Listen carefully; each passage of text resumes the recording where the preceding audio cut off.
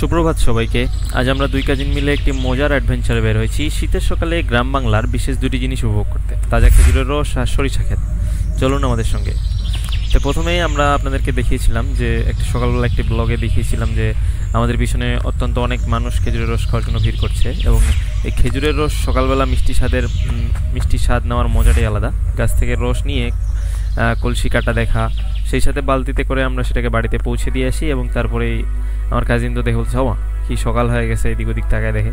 তো তাই বলে দুজন মিলেই আমরা চলে গেলাম সরিষা খেতে, এবং চারপাশে হলুদ সরিষা ফুলের সমুদ্র, যেন এক দৃশ্য সত্যি মনোমুগ্ধকর। এখানে আমরা কিছু ছবি তুললাম, ক্ষেতের সৌন্দর্য উপভোগ করলাম, এবং সেই সাথে তারপরে আমরা চলে আসতেছি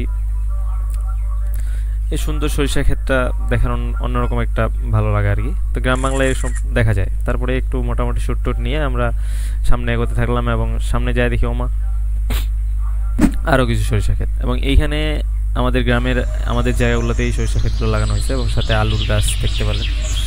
তো সেখানেও আমরা কিছু গান টান করে সেখান থেকে বিদায় নিলাম, এবং সেই জায়গাটাতে অত্যন্ত সুন্দর ছিল, এবং আশেপাশে বাঁশঝাড় টাশঝাড় অনেক কিছুই আছে, দেখার মতো অনেক জোস একটা জায়গা।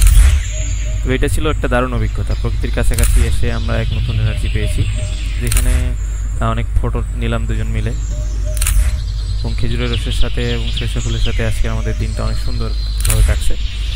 তো আসলে ভ্রমণ করা আসলে শরীরের জন্য অনেক ভালো।